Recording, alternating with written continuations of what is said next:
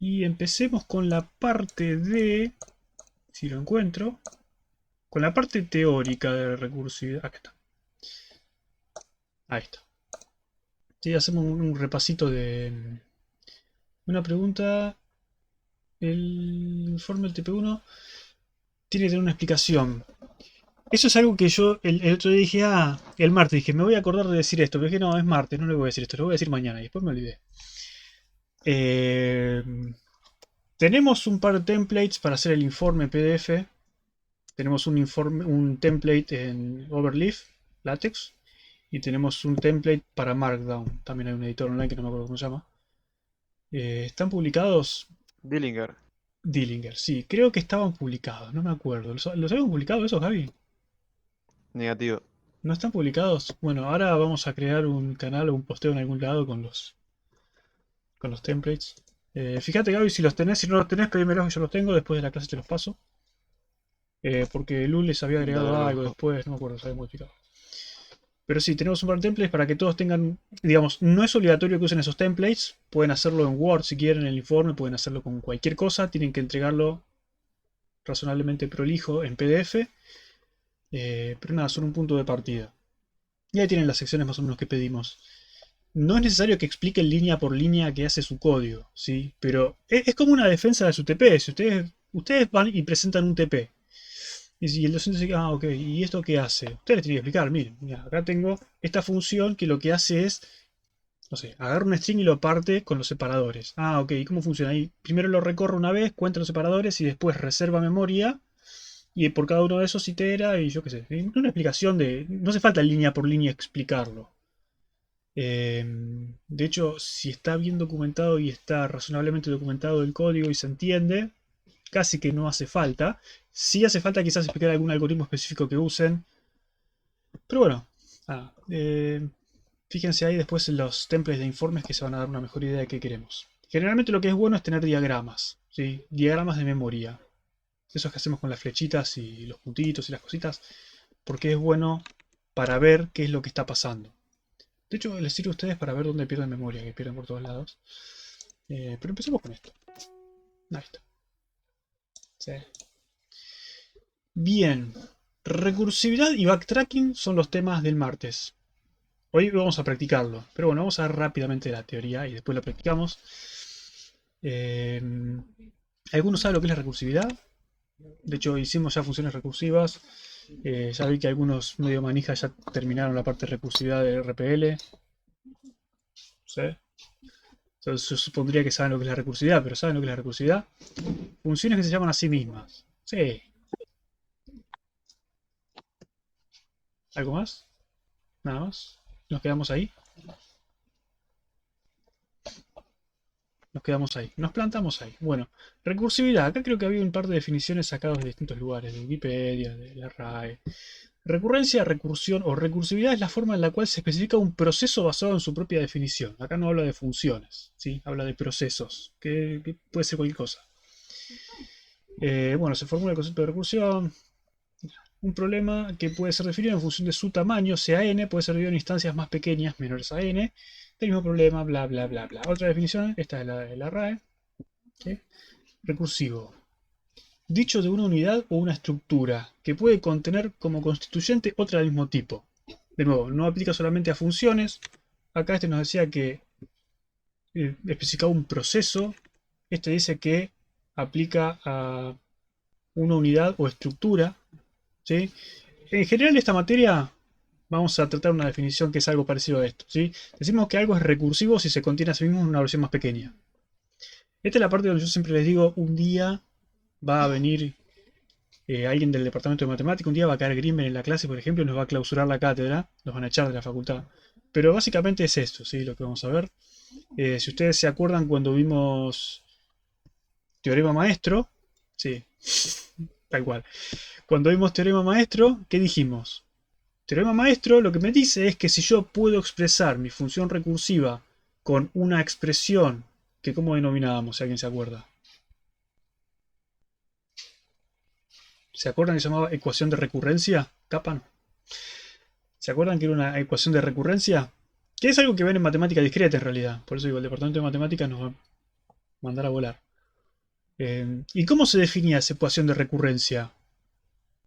Y teníamos T de n era igual a ¿qué? Era igual a A por T de n sobre B más F de n. O sea, T de n, para calcular la respuesta final de T de n, tengo que saber cuánto vale T de n sobre B. O sea, estoy definiendo T de n en base a sí mismo. ¿Sí? Eso mismo que escribió Carlos.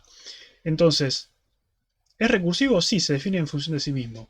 Y aparte, en una versión más pequeña. ¿Por qué? Porque T de n sobre B, si sabemos que B es mayor a 1, T de n sobre B es n sobre B es menor que n, ¿sí? No, se nos va achicando el problema cada vez. Entonces, más o menos esta definición nos sirve. Si pensamos también en el típico ejemplo de recursividad, ¿cuál es? El ejemplo canónico de recursividad. Factorial, sí, factorial. Fibonacci, factorial. Si piensas en el factorial, ¿qué forma tiene el factorial? El factorial está definido como, bueno, el factorial de n es el factorial de n menos 1 por n, ¿sí? Entonces, para resolver yo el factorial, tengo que resolver el factorial de algo más chico. Es esto. ¿Es recursivo? Sí. ¿Por qué? Porque se contiene a sí mismo una versión más pequeña. De nuevo, no solamente aplica a funciones, puedo tener una estructura recursiva, el famoso copo de nieve de Koch o cualquiera de esas cosas raras. Incluso vamos a ver árboles después, que las estructuras de árboles son puramente recursivas, ¿sí? Así que bueno, eso, no hay mucho más que decir acerca de la definición. Vamos a ver unos ejemplos. Como vemos de nuevo, el factorial es el típico ejemplo de recursividad del factorial. ¿Cómo era el factorial? Bueno, el factorial de n es n por n menos 1, está bien, pero ¿qué es todo esto? Esto es n por el factorial de n menos 1. Entonces, para definir factorial necesito el factorial de algo más chico. Fin, no, apreté mal el botón. Ahí está. Próximo ejemplo. Y dos casos bases. El tema del caso base, ya vamos a llegar. Pero sí, cuando no podemos achicar más el problema, a ese le llamamos caso base, ¿sí? En este caso es 0. El factorial de 0 es 1. En algún momento tenemos que cortar. No podemos seguir achicándonos cada vez más, pues si no es infinito y no lo podemos calcular, a nosotros no nos sirve. No podríamos calcularlo. ¿Está bien? Está bien, pero el factorial de 1, ¿por qué es 1? Porque es 1 por el factorial de n-1. El factorial de n-1 sería el factorial de 0. El factorial de 0 es 1, entonces 1 por 1 es 1. ¿Qué querés que te diga? Así es como se ve una función factorial en casi cualquier lenguaje de programación, ¿sí? ¿Qué tenemos? Tenemos la condición de corte, como le llamamos el caso base, es decir, bueno, cuando me piden el factorial de 0, le volvemos 1. ¿Sí? Ok. Acá tuvimos la precaución de decir que n no tiene signo, ¿sí? Porque si nos pasan un número negativo, en realidad tendríamos que fijarnos que esto en realidad sea, que no sea menor a 0, porque tendríamos que tener un error. ¿Sí? Listo, decimos que no tiene signo, ya está. Y decimos que si no es 0, el factorial es n por el factorial de n-1. ¿Sí? ¿Está bien? Es sencillo. Entonces, factorial está definido en función de sí mismo. Factorial, factorial. Es recursivo. El otro ejemplo típico es la búsqueda binaria. ¿Cómo funcionaba la búsqueda binaria? Pero bueno, yo tengo un vector, ese es el tamaño de mi problema, es el tamaño del vector, ¿sí? N. Tengo n elementos en los cuales tengo que buscar un elemento particular. Entonces, ¿cómo funciona la búsqueda binaria? Yo sé que esto está ordenado, voy a la mitad del vector, ¿sí? Y el próximo paso, ¿qué hago? Me quedo con la mitad de ese vector, ¿y qué hago en esa mitad? Vuelvo a aplicar el mismo procedimiento de búsqueda binaria. ¿Se achicó el problema? Sí, se achicó a la mitad. ¿Sí? Mientras que yo no lo encuentre, mi problema siempre se va a achicar a la mitad. Entonces es exactamente el mismo problema en un espacio más reducido. Mi problema se achicó. Pero para solucionar la búsqueda binaria, tengo que hacer más búsquedas binarias. Está definido en función de sí mismo y el problema se me va achicando. ¿Sí? ¿El caso base cuál es? Bueno, el caso base es, o la condición de corte es cuando no puedo partir más el vector. ¿Sí? Si no puedo partir más el vector, ya está, terminé, no puedo hacer nada, no lo encontré. O quizás sí, quizás es el último y lo encontré. ¿Está bien? ¿Se entiende? No estoy diciendo nada demasiado nuevo. Yo sé que la mayoría de ustedes ya hizo recursividad en algoritmos 1. ¿Sí? Yo sé que a veces les cuesta un poco el tema de la recursividad, hoy los vamos a practicar un poco. Pero es importante que por lo menos el concepto lo tengan claro. Estas otras dos definiciones hablamos de recursividad directa e indirecta según cómo sea la forma de la recursividad, ¿sí? Tengo R, que es un problema recursivo, N es el tamaño del problema, y tengo un M menor a N. Digo que recursiva es directa ¿cuándo? Cuando la función se llama a sí misma con M, que sería un tamaño más chico que N. ¿Sí? Es lo que venimos diciendo hasta ahora. Eso sería recursividad directa. R está definida en función de R. ¿Sí? Es recursiva directa. En la búsqueda binaria tenía que estar ordenado el vector, ¿no? Sí, eso es una de las condiciones que me piden para aplicar búsqueda binaria a un vector. Si no, digamos, el algoritmo lo puedo aplicar igual. No va a funcionar. Básicamente ese es el problema. Y después tenemos la recursividad indirecta. ¿Por qué se llama indirecta? Porque, bueno, en este caso R no va a estar definida en función de R, sino que va a estar definida indirectamente en función de R. Por eso se llama indirecta. Entonces, R y Q ahora son problemas recursivos. N es el tamaño del problema. Y tengo que M es más chico que N y O es más chico que M. ¿Sí? Entonces, R está definido en función de Q. El tamaño del problema se me achicó porque M es más chico. Pero Q está definido en función de R. ¿Sí? Por lo tanto, ¿R está definido en función de R? Sí. R está definido en función de R. ¿Por qué? Porque está definido en función de Q y Q está definido en función de R. Pero está definido de forma indirecta con respecto a R. ¿Sí? ¿Se entiende? Por eso se llama recursiva indirecta. No es, oh, mirá qué inteligente lo que dijeron. No, es simplemente eso. Recursiva indirecta, ¿por qué? Porque está definido en función de sí mismo, o sea, es recursiva, pero no se invoca a sí mismo, sino que se invoca indirectamente a través de otra función. ¿Sí? ¿Está bien? Es una definición nada más. Para que la sepan. Si le preguntan qué es recursiva indirecta, ahí ya tienen.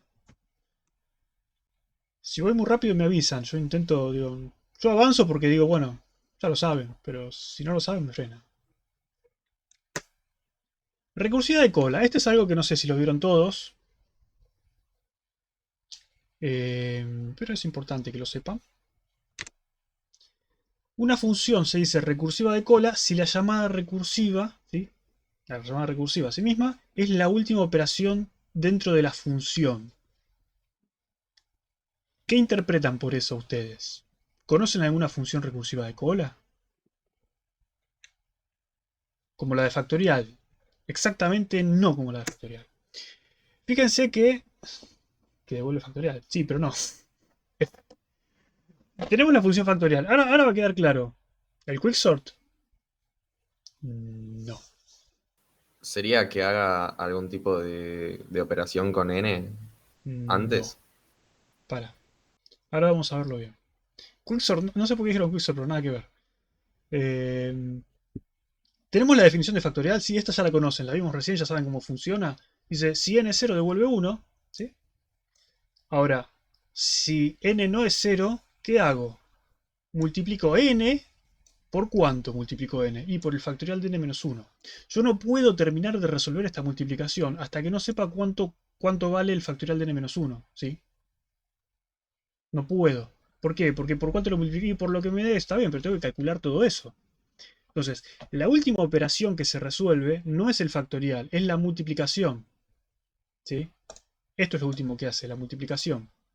Primero tiene que saber cuánto cuesta, o cuánto cuesta, cuánto vale el factorial de n-1 para poder resolver, digamos, el valor final del factorial. ¿Sí? ¿Cuál es el problema con eso? Si ustedes se acuerdan cómo funcionaba el stack, cuando yo llamo una función, ¿qué pasa? Se crea un nuevo stack frame, que es el nuevo contexto de ejecución con las variables locales de esa función. ¿Sí? Y se ejecuta de nuevo la función con ese stack frame local y se ejecutan una y otra vez hasta llegar al fondo. ¿Sí? Lo que pasa en el stack es esto. Yo llamo a factorial. Uy, qué fea esa línea. Llamo a factorial de 4 y el factorial de 4 ¿cómo se resuelve? Y se resuelve como 4 por el factorial de 3. Hasta que yo no sepa cuánto vale el factorial de 3, no puedo continuar. Entonces, ¿qué hago? Dejo en suspensión eso ahí, creo en la pila otro contexto de ejecución y llamo a factorial de 2. Entonces, va a pasar lo mismo. Entonces, todo esto va a ser igual a 3 por el factorial de 2. ¿Pero cuánto vale el factorial de 2? Hay que calcularlo. Entonces, dejo de nuevo todo esto en suspensión y llamo a factorial de 1.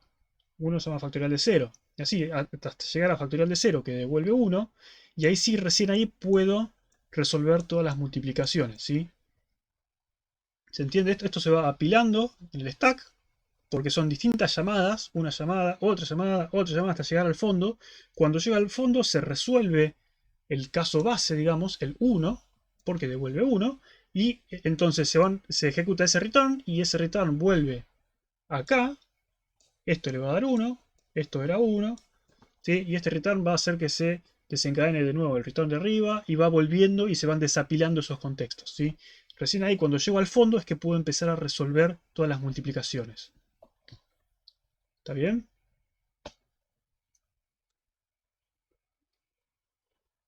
¿Podrías volver a la definición?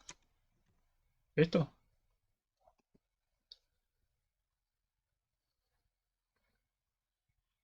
La llamada recursiva a sí misma es la última operación dentro de dicha función.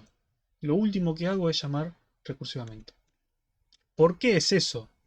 Si ustedes entienden esto y entienden cuál es el problema, es decir, che, yo no puedo saber cuánto vale esta multiplicación hasta que no resuelva esto. Entonces, esta n en algún lado me la tengo que quedar guardada. Queda guardada en el contexto, en el scope, digamos, de esa función, de esa llamada local. Entonces yo llamo de nuevo a factorial, se crea otro scope, otro contexto de ejecución para esa función, y se van creando distintos scopes, distintos stack frames por cada una de esas llamadas, ¿sí? Es toda memoria que voy usando en el stack.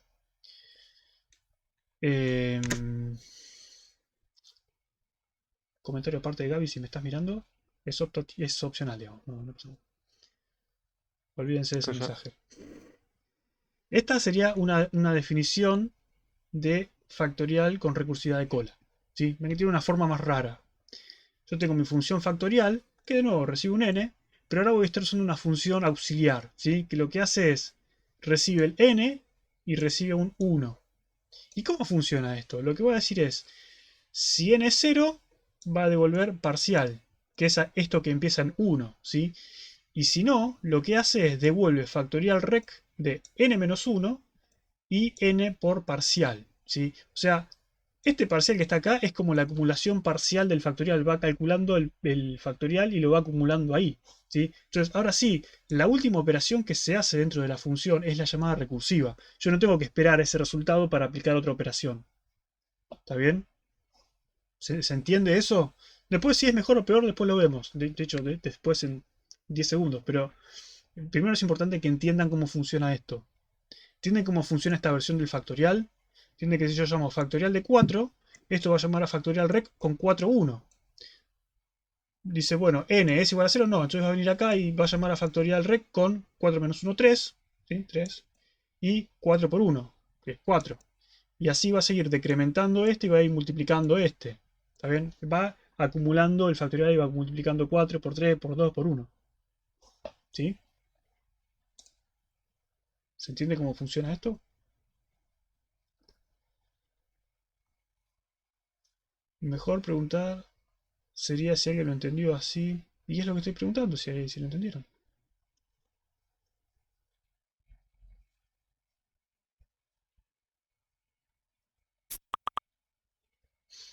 Sí, por supuesto que lo puedo repetir. Yo llamo a factorial de 4. ¿Sí? Factorial de 4, ¿qué hace? Llama a factorial recursivo, que es una función auxiliar nada más que usamos, que tiene dos parámetros. El primer parámetro es n, el segundo parámetro es 1. Si ustedes se acuerdan cómo funciona el factorial, ¿cómo funciona el factorial? Y si yo quiero el factorial de 4 es 1 por 2 por 3 por 4, ¿no? Entonces yo empiezo con 1, ¿y qué hago? La próxima vez que llamo multiplico n por 1, que sería 4 por 1. Y decremento el n. Entonces la próxima vez llamo a 3 por todo eso, que era 3 por 4. La próxima vez llamo a 2 por 3 por 4. ¿Sí? Es básicamente eso. Cada vez que se invoca, ¿por qué se haría esto en lugar del otro? Ya vamos a eso. Primero entiendan cómo funciona. Yo lo entiendo, pero esto no sería, no sé si estoy bien con los términos, pero rapear una función recursiva en otra función. Hay una sola función recursiva acá, que es esta. Por eso, sé que es una sola la recursiva, que es factorial rec, pero sería rapearla en una función normal que sería factorial. O no sé ¿A si esto estoy bien te con los referís? términos. Claro, porque Eso es simplemente para mantener la interfaz. ¿La interfaz cuál es? Tengo una función factorial que recibe un número. Vos con esta, digamos, tenés esta auxiliar, ¿por qué? Porque esta necesitas que reciba dos números. Y estarías cambiando la interfaz. Entonces, para mantener la interfaz, definimos que Que la función factorial en realidad internamente llama a otra que tiene dos parámetros porque vos sabés que el segundo parámetro tiene que ser uno, nada más. Eso es... Ah, es para más amigable para el que use la función. Es que Sería vos por las eso. interfaces públicas, esto es importantísimo, las interfaces públicas las tenés que mantener siempre.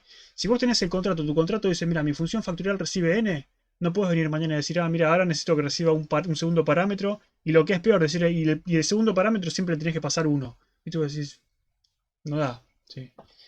Rapear. ¿Qué es rapear? Nada, es encapsularlo, es simplemente eso. Pero bueno, supongo que ya entendieron todos cómo funciona. ¿Y cuál es la ventaja? A ver si vamos a la ventaja. ¿Cuál es la ventaja? ¿Algún ejemplo de recursividad indirecta? No, no nos gastamos con esas cosas porque no le interesa a nadie realmente. El tono burlón. Sí, ¿saben por qué? Porque somos todos culpables en esta materia. Yo me incluyo. Del Spanglish, ¿sí? Como cuando empezamos a hablar de alocar. Alocar no, ¿qué es alocar? El término está bien, es alloc, malloc. Pero es reservar, no es alocar. Es Spanglish medio raro. En fin, no importa. ¿De qué me sirve esto? No, no fuiste el único, olvídate. Olvídate. Esto viene de milenios.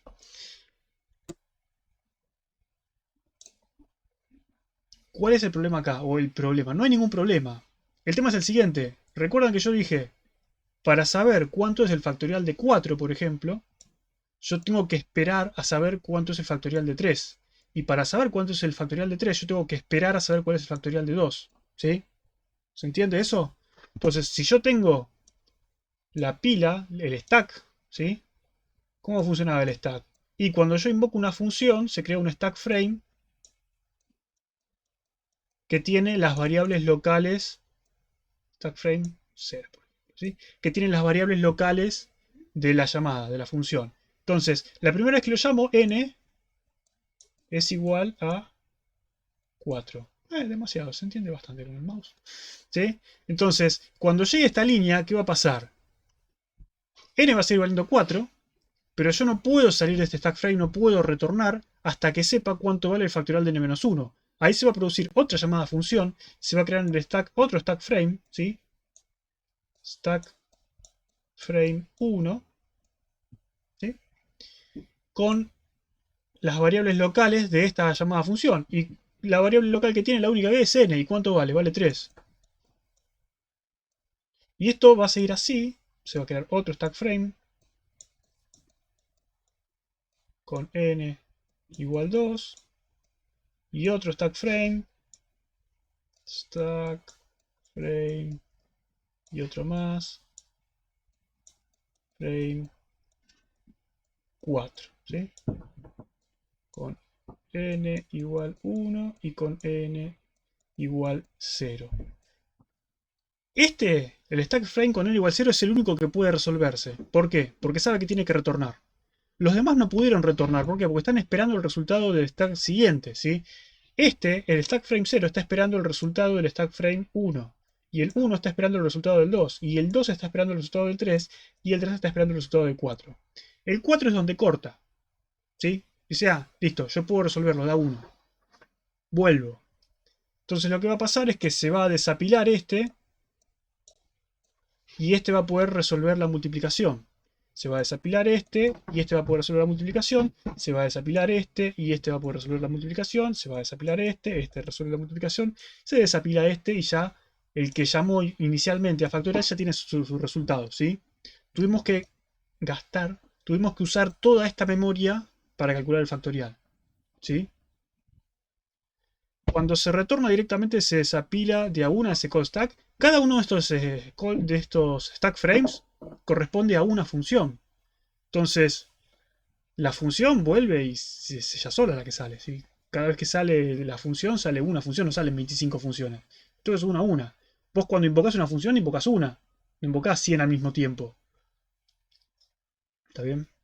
Como esto es recursivo, cada llamada recursiva queda en suspenso hasta que se resuelva la última. Recién cuando se resuelve la última es que se van a empezar a desapilar y a volver. ¿Sí? ¿Se entiende ese concepto? Es lo que está pasando acá.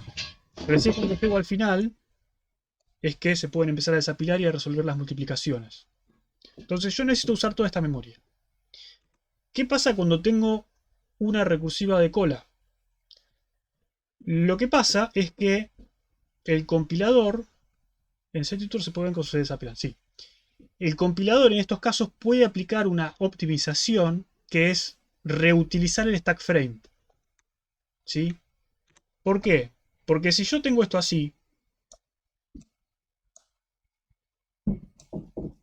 yo llamo a factorial rec, se crea el stack frame 0. Bueno, empecemos por acá, ¿sí? Este es el stack frame 0. Este es el 0. Se llama a factorial. ¿Qué variables locales tiene? Tiene n. n igual 4, ¿sí? Tengo eso. Llama a factorial recursivo. Este sería el stack frame 1. ¿Qué variables locales tiene? Stack frame 1. Tiene n igual a 4 y parcial igual a 1, ¿sí? Ahora, cuando se termina de ejecutar esto, llega hasta acá, y dice, mira, lo último que voy a hacer es factorial rec de n-1, n por parcial. Lo que se debería hacer acá es crear un stack frame 2 con n igual a 3 y p igual 4, ¿no? Ahora, una persona inteligente vio esto y dijo, yo puedo seguir haciendo esto, pero el tema es que cuando vuelva a la última función, vuelva al caso base, ¿sí? Se empiecen a desapilar, todas van a volver inmediatamente y no van a hacer nada más con las variables que tienen. Porque no les interesa, no las iban a usar para nada. No es como en el caso anterior que tenían que resolver la multiplicación. Entonces, todos estos valores que tenían acá los tenían que seguir usando. Tenían que seguir manteniendo almacenados esos valores locales, ¿sí? ¿Por qué? Porque tenían que multiplicar. Entonces, en este caso dice, che, si la función tiene esta forma y lo último que hace es llamarse a sí mismo, yo sé que los valores que tienen almacenados localmente en sus variables locales no los van a volver a usar, nunca. No se vuelven a usar. Entonces, en vez de hacer esto, lo que va a hacer es decir, bueno, está bien, yo tengo el stack frame 0 con n igual 4. La segunda vez, el segundo stack frame es cuando llamo a factorial recursivo. Yo creo el stack frame 1 con n igual 4 y p igual 1. Y la próxima vez digo, esta función es recursiva de cola, ¿qué hago? ¿Creo otro stack frame? No, puedo reutilizar el mismo stack frame y le cambio los valores acá. Este que era 4 le pongo 3 y este le pongo 4, ¿sí? Y puedo seguir reutilizando el mismo stack frame una y otra vez. ¿Por qué? Porque yo tengo la certeza de que no se van a usar nunca más los valores locales de esa función, ¿sí? Entonces, claro, reutiliza el mismo del call stack. Es como si fuese un bucle, ¿sí? Porque llega al final de la función y vuelve al principio. Es como si saltara al principio, ¿sí? Modifica los valores y vuelve al principio. Entonces es como si se quedara iterando dentro de la función. Es como... ¿sí? Entonces, en vez de usar toda esta memoria, puedo optimizarlo y decir con un solo stack frame me alcanza. ¿Sí? Entonces no tenemos ese problema de recursión del Stack Overflow. Che, mira, hice una recursividad de, no sé, 250.000 niveles y me quedé sin stack. ¿Por qué? Porque acá es muy rápido quedarse sin stack. Cada uno de estos stack frame ocupa lugar. Ocupa bastante espacio. En cambio acá uso uno solo. Entonces no importa cuántas llamadas recursivas tengo. El stack frame es uno solo. ¿Sí? ¿Se entiende eso? Básicamente la premisa es esa. Yo sé que después de la llamada función no voy a usar nunca más las variables locales. Entonces, como sé que no voy a usar más las variables locales, puedo directamente hacer un update de las variables, es decir, n igual 3, parcial igual 4, y volver a saltar al principio de la función, ¿sí? Es básicamente eso. Entonces, no crea un stack frame nuevo. Ahora, si una función es recursiva de cola, y si el compilador es lo suficientemente inteligente para darse cuenta, puede hacer esto, ¿sí? Puede hacerle esto. No quiere decir que lo haga. ¿Está bien? Hay lenguajes cuya especificación dice que tiene que soportar recursividad de cola. ¿Por qué? Porque cómo está hecho el lenguaje. Porque está hecho para usar muchas formas recursivas. Entonces, si no hace la optimización de recursividad de cola, va a ser sí, un problema. ¿Sí? En el caso de C, no está en la especificación. No sé si algún compilador lo hace. Seguramente algún compilador lo debe hacer con algunas condiciones que yo no conozco. Pero digamos, que se puede hacer no quiere decir que todos lo hagan. ¿Está bien? Sepan que existe, sepan qué es la recursividad de cola, sepan por qué es útil. Eso es lo interesante de la clase. Eso entonces te aumenta mucho la cantidad de recursividad que puedes hacer, ¿no? Sí, digamos, puedes hacer recursividad infinita si querés. Porque no te quedás sin memoria. Te podrás quedar sin tiempo, pero sin memoria no. Que no sea de cola va a estar. Que no sea de cola significa que vas a estar gastando memoria cada vez que seas una llamada recursiva. Mientras más profunda sea, más memoria necesitas del stack. ¿Sí? No es memoria infinita, es que no necesitas usar más memoria. Entonces es una optimización de la recursividad. ¿Está bien? ¿Se entiende la idea? Una pregunta. Sí. No estaría entendiendo por qué este algoritmo sería más óptimo. Igualmente no estás llamando muchas veces la misma función. No es óptimo, no dije que es más óptimo. Dije que potencialmente, si el compilador lo soporta, puede generar código para usar menos memoria del stack. Nada más. Ah, claro. Lo que tarda, la complejidad computacional es la misma. Sigue siendo O de N. No cambió para nada eso. ¿Sí? ¿Y cuál Sí. sería la diferencia de esto con el... O sea, por qué esto es recursividad de cola y el algoritmo anterior no lo era? El otro, el de diapositiva anterior. Por esto, porque la recursividad de cola es cuando la llamada recursiva es la última operación. En este caso, lo último que se hace es llamar de nuevo a la función recursivamente. En este caso no, porque vos llamás a factorial, pero una vez que se resuelve factorial necesitas multiplicar por n. Vos no podés terminar de hacer esa multiplicación hasta que no sepas cuánto vale esto. ¿Sí? Entonces, para hacer eso realmente vos no podés reutilizar el stack frame porque necesitas acordarte de cuánto valía n en ese momento. Entonces necesitas guardarte todos los stack frames.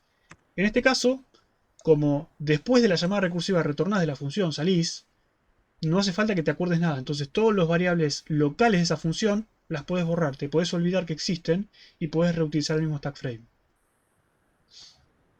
Pero igualmente no, a ver, no termino de entender. Porque esa última línea no es lo último que se hace. Porque llama a otra función. Y pasa lo mismo con el otro factorial. Es lo último que se hace dentro de una llamada particular de la función. Creo que ya entiendo. Que no entendés o que sí. ¿Puede repetir la idea, por favor? ¿Repetirlo de nuevo? No, no. Sí. Tenemos esta función factorial. Factorial dijimos que se definía como factorial de n es n por el factorial de n-1. Nosotros ponemos directamente esa definición acá. Entonces decimos que lo que va a retornar factorial es n por el factorial de n-1. Literalmente eso. Ahora, para hacer la multiplicación de dos números, necesitamos saber cuáles son los dos números. En este caso, sabemos cuánto es n, pero no sabemos cuánto es factorial de n-1. Entonces, tenemos que invocar a la función factorial de n-1 para saber cuánto vale. ¿Sí? Eso significa que voy a invocar de nuevo a factorial con n igual 3. Y n igual 3 va a llamar con n igual 2, y n igual 1, y n igual 0. ¿Sí? Mientras tanto, mientras se resuelve toda esa operación, yo tengo que acordarme que cuando volví a todo eso, tengo que multiplicarlo por 4. Tengo que acordarme de que n era igual a 4. ¿Sí? Entonces, eso tiene que quedar guardado en memoria en algún lugar. Queda guardado en el stack frame, que es donde, el scope, digamos, como le llamamos siempre, que es donde se guardan las variables locales de esa llamada. ¿Sí? En el otro caso, no es eso lo que pasa. ¿Por qué?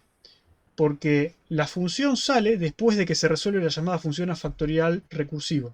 Entonces, factorial recursivo no es como el otro caso que decís, che, cuando vuelve esta función, multiplicala por n. Acá cuando vuelve la función, volvé, no hagas nada más. Entonces, no se hace nada más desde la llamada recursiva hasta el return, no hay nada, ¿sí? Es inmediato. Eso significa que las variables locales n y parcial no es necesario que me acuerde cuánto vale.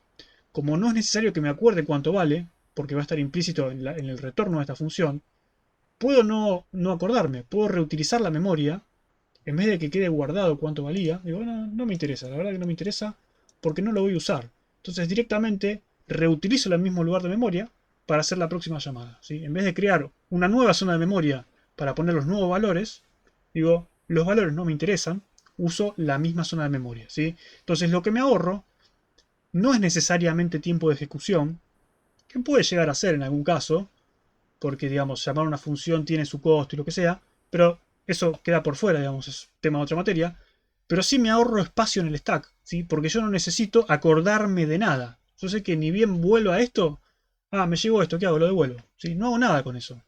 Yo sé cuánto me devolvió factorial recursivo, lo devuelvo. Nada más. No hay que hacer ninguna otra operación. Listo, ahora quedó claro. Gracias. De nada. El recursivo de cola, cuando se vuelve a llamar, tiene todos los datos que necesita. No tiene que recordar nada, exactamente. Opa.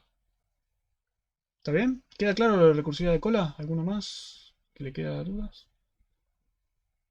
En C no solemos joder mucho con recursividad de cola porque no, los compiladores generalmente no lo optimizan. Digo, no es un lenguaje muy recursivo C. Entonces, el de Python creo que... Ahora. No sé si Python lo pedía. Creo que Scheme sí lo pedía.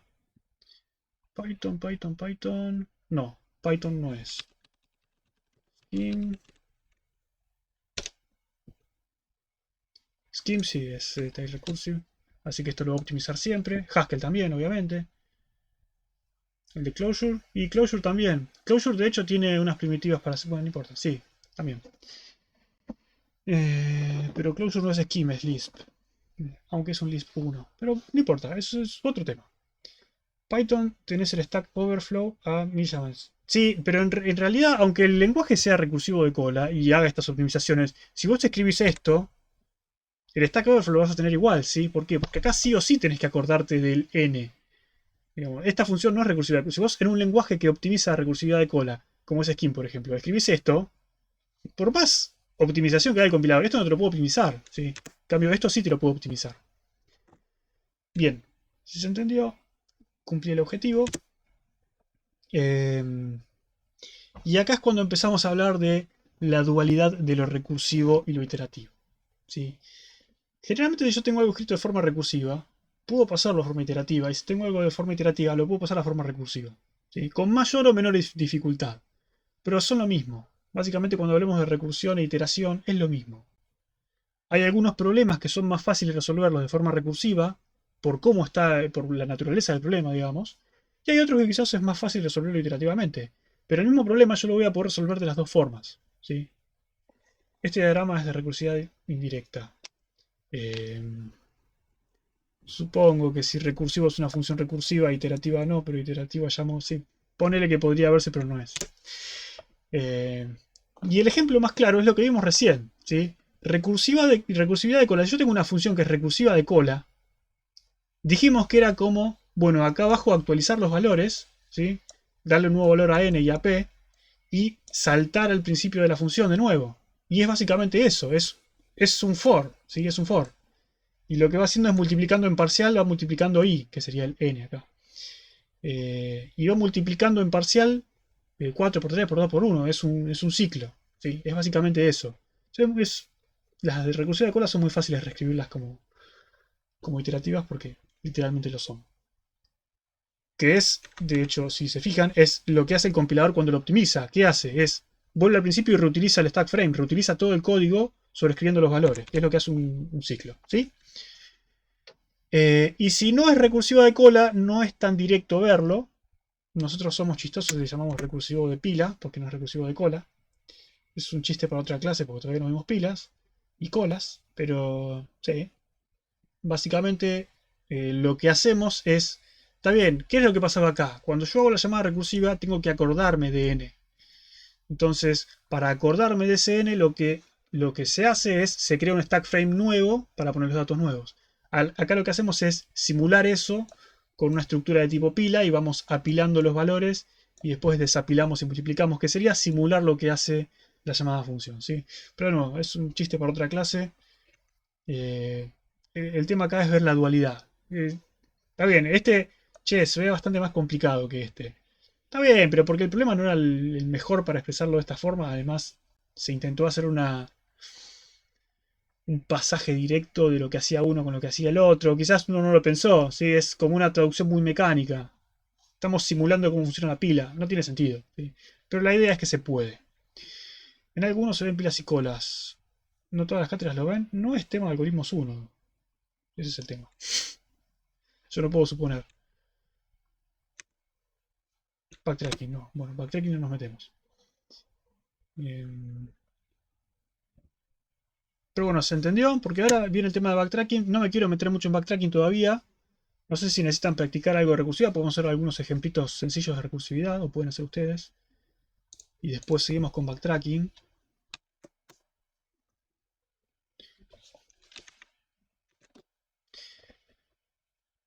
Ni idea que es una pila y cola. No importa, ya lo vamos a ver. Bueno, pila sabes que es el stack. Se comporta como una pila de platos. Ya lo vamos a ver. No sé si dentro de 2 clases... Hagamos el RPL de recursividad. Ya varios lo hicieron. Igual los ejercicios de RPL de recursividad son bastante sencillos. Por lo que estuve viendo. Debería haberlos revisado, pero no los vi. El TP1 recursivo. Nada. Creo que algo hicimos recursivo de TP el otro día, pero no, nada.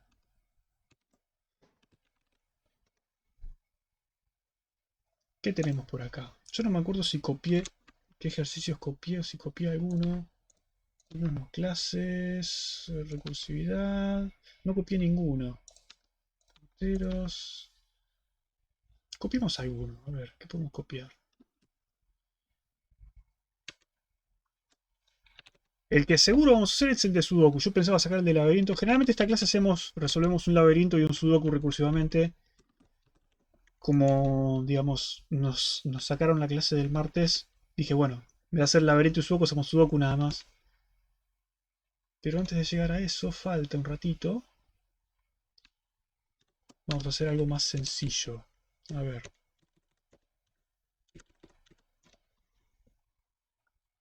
A los que vienen de Saya no les gusta el Sudoku, bueno, entonces hagamos el Sudoku. Porque de hecho ese es el más sencillo de los dos. Son poquitas líneas.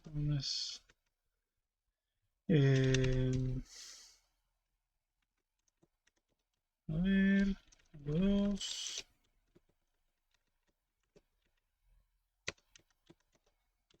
Recursividad, acá está. Código. Invertir pila, no vieron lo que es una pila. Invertir string. Este sí. Podemos copiar este. Podemos, bueno, voy a copiar el laberinto y el Sudoku, aunque vamos a hacer solamente el Sudoku.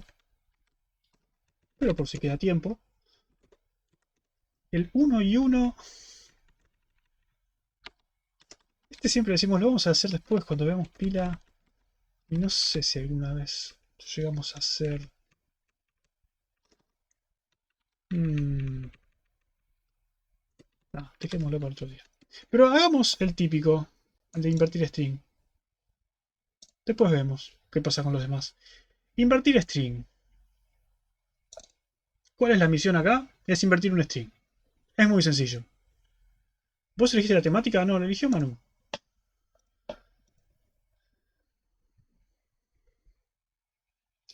Llevo esperando laberinto desde que mencionó el 4 pasado en algo 1. Bueno, si tenemos tiempo lo hacemos. ¿A quién se le ocurrió? A Manu. ¿Este ejercicio es de RPL? No. Va, puede ser. Quizás. Creo que había uno de mostrar invertido, pero no era como este. No importa. ¿De qué se queja? Sí, listo. Lo que tienen que hacer acá es invertir un string de forma recursiva. ¿Sí? Mostrar un string de forma recursiva. Esto sí es parecido a uno de RPL ahora. Sí, puede ser. Puede ser zoom, ya hice zoom, te gané. ¿Cómo invertimos o cómo mostramos invertido un string de forma recursiva?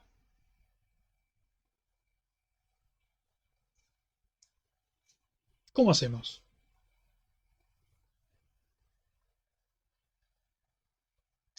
¿Vamos a invertirlo in place o con auxiliares? No vamos a invertir el string, vamos a mostrarlo invertido. Se me ocurre no hacerlo de cola. Olvídense de recursividad de cola y de pila. Son definiciones que tienen que saber nada más. Y tienen que saber cómo funcionan y por qué funcionan. Pero no hace falta que estén comiéndose, che, esto tengo que hacer recursividad de pila, recursividad de cola. No, olvídense. Un i del comienzo. Un i. Esto es recursivo. Acá no pueden escribir un for ni un while. Olvídense del i. Acá no hay i. Tiene que llamar una función auxiliar que le mande el inicio y el fin. No.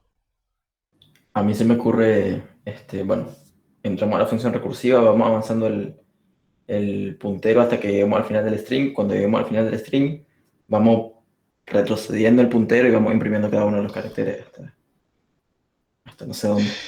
Sí y no. O sea, empecemos con esa idea. Yo sé que en algún momento voy a tener que hacer una llamada recursiva. La llamada recursiva lo voy a hacer con string más 1. ¿Por qué? Porque voy avanzando el puntero del string, ¿sí? El string empieza apuntando al principio del string y voy avanzando por caracteres, ¿sí? Recursivamente voy avanzando. ¿Qué hago con eso? Bueno, primero, ¿qué condición de corte se les ocurre? ¿Puedes plantear que mientras el carácter no sea 0, te llamas recursivamente hacia adelante y al final de la función imprimís el carácter? Sí. Ah, pero sos vos, Daniel, no hagas trampa, Daniel, vos ya sabés la respuesta. Cuando encuentro el 0, como es exactamente, sí. Si llegué al final del string, no hago nada, ¿sí?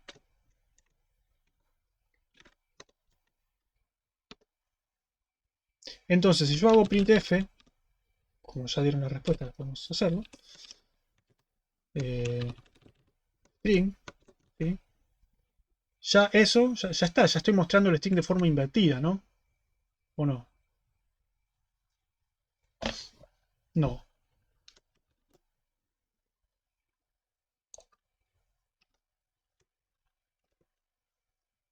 Vamos a mover esto acá.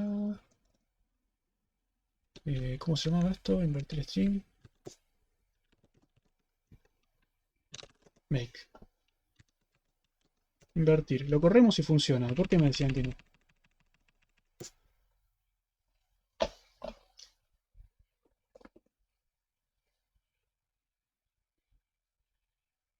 ¿Entendieron o no entendieron? Algunos lo entendieron, otros no.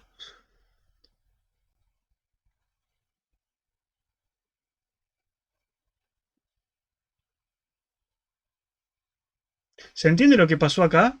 Yo llamo a mostrar invertido y ¿esto qué hace? Llama de nuevo a mostrar invertido mientras que la ejecución queda suspendida acá, ¿sí? ¿Por qué? Porque hasta que no se resuelva eso, yo no puedo seguir avanzando. Entonces, la próxima llamada va a ser lo mismo. Llega a esta línea, va a llamar a mostrar invertido y hasta que no se resuelva eso, no va a seguir avanzando. ¿Y el primero que avanza cuál es? El primero que avanza es el último que se llama. Porque el último que se llama va a mostrar invertido, con string apuntando al 0 del final.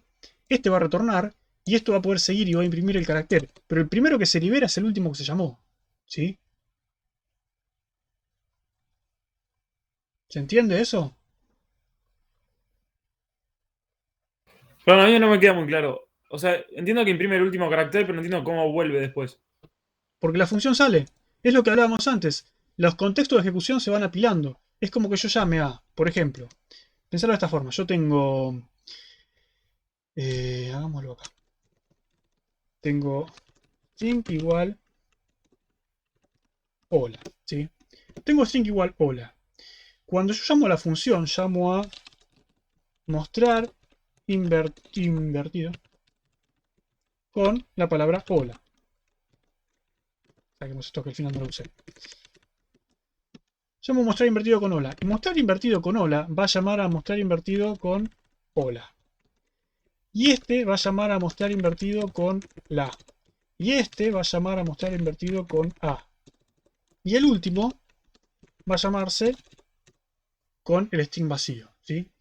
Este va a devolver, va a hacer un return. De nada, ¿sí? Que es esto que está acá. ¿El string es vacío? Sí, devolver. Listo, vuelve. Este lo que va a hacer es, este estaba llamando a mostrar invertido, llamó a este, ¿sí? Lo llamó. ¿Qué hizo este? Y este volvió. Entonces este ya volvió, pudo seguir ejecutando, va a ejecutar el printf y va a mostrar por pantalla la A. ¿Sí? Y ahora cuando imprima, después de imprimir, ¿qué hace? Sale la función. Y cuando sale la función, ¿qué pasa? Se termina de resolver la función anterior. ¿Sí? No, esto se va llamando... Sí, ahí entendí, perfecto, gracias. Este llama a este, este llama a este, este llama a este, este llama a este. Entonces se resuelve primero este, después este termina y imprime la L, ¿sí? Y así. Por eso es que por pantalla salen invertidos. ¿Entendieron todos? ¿Alguno quedó colgado? ¿Sí? O sea que si yo en vez de hacer esto hacía esto, ¿qué pasaba ahí?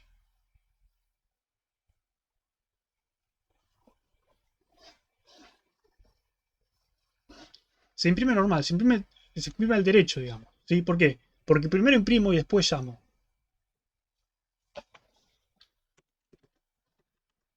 Luego me puede decir, y ahí es recursivo de cola. No le interesa a nadie ese recursivo de cola. ¿Sí? Ahí está. Entonces ahí está. Ese es el ejemplo más sencillo de ver de recursividad que a veces les cuesta. Ya lo dominaron. ¿Qué más teníamos? Tremendo, tremendo. Tenía otros ejemplos. Vamos a checar este porque es muy grande. El 1 y 1, el factor. Bueno, factorial y factorial de cola son factorial y factorial de cola. El 1 y 1. ¿Qué es esto? Ups. Invertir. Ah, este ya lo vimos. El 1 y 1, lo que hay que hacer es imprimir uno del principio y uno del final. Este generalmente nunca lo hacemos porque para esta clase todavía no vieron pila. Entonces es como que... ¿cómo lo resuelvo? Pero si lo resuelven... Tenemos el Mexfall. Este creo que era cuando lo resolvían les mostraba el coso, ¿no? Claro, si lo resuelven bien, tarda una banda porque, digamos, es ineficiente lo que hace, pero les muestra eso por la consola. Algún día cuando veamos pilas podemos resolverlo. Pero todavía falta para eso. Hay que poner las pilas. Invertir pila de nuevo es otro recursividad de string. Pero lo que podemos hacer es algunos típicos que tomamos siempre. Déjenme ver que no quiero spoilear mucho.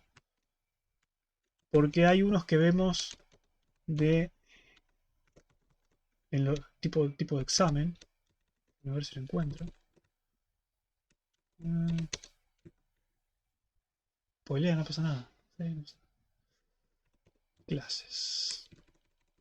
Recursividad. Adivinar clave. Ah, este era el que teníamos que adivinar la clave recursivamente. ¿Podemos hacer eso? Eso es muy avanzado. Invertir distinción lo hicimos. Recursividad de palabra. ¿Cuál era este? Mostrar palabra. Mostrar palabra invertida. Ah, este era interesante. Podemos hacer algo parecido.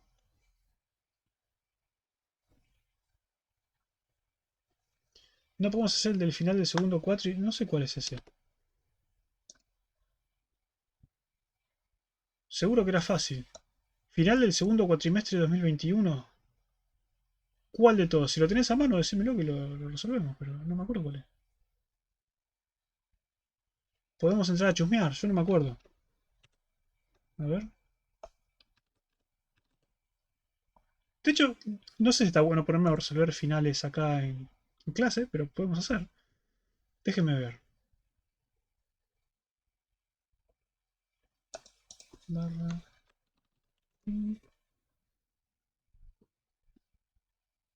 ¿Tomé recursividad? No me acuerdo. Tabla de hash. Acá no hay recursividad, che, ¿qué me están diciendo? ¿Primer cuatrimestre? A ver. No, porque el examen, podemos hacer alguno de examen, eso sí podría ser. Recuperatorio, ¿qué tenemos de recuperatorio? Enuncia las características de un árbol B. No.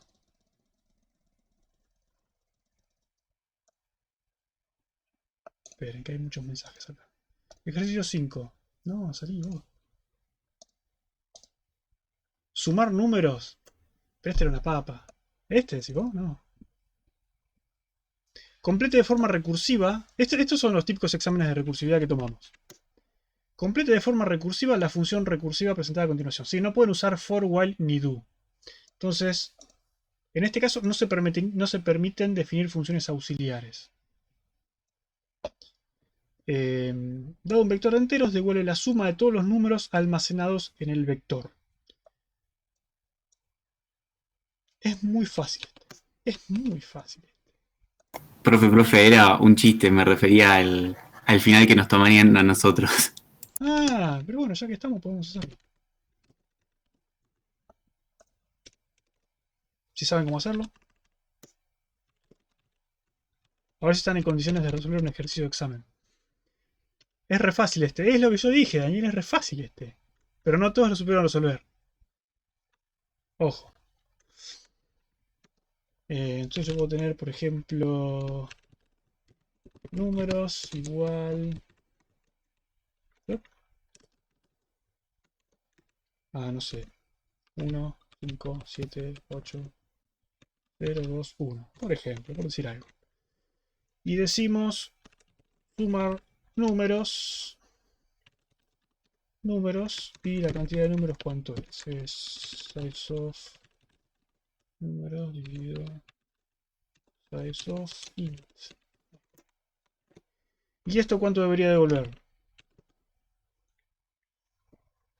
¿Qué dice? Desconocido size state porque debería incluir el coso. Int resultado igual eso. ¿Sí? Printf suma resultado. Bueno, como ya lo fueron pensando, me dicen que pon 24. Ponemos 24. Return 24.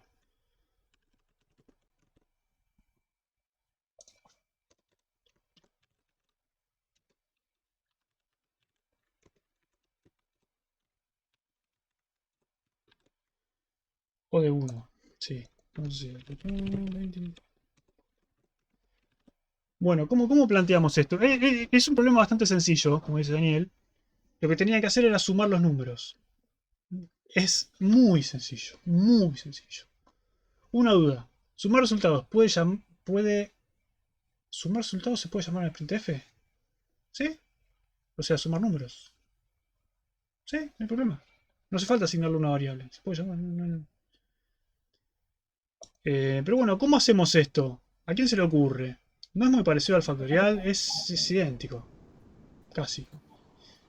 A mí se me ocurre, bueno, primero la condición de corte, que sería cuando nos quedemos sin número. Cantidad de números igual a 0, no cantidad de números.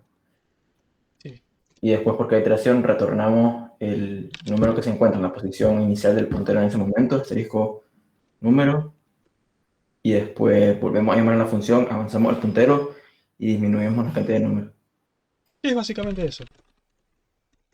Eso no era un más. Esto sí es un más. Y esto es cantidad de números menos 1. ¿Sí? Más 1. Y es básicamente eso, no hay mucho más. Pero entonces no lo harías recursivamente, es recursivo. Estoy llamándome a mí mismo.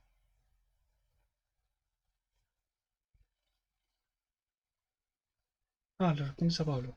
Habría que ir guardando una variable la suma de los números e ir avanzando el puntero de la cantidad de números que hay. Quizás. No es de cola, no importa eso. No le importa a nadie eso.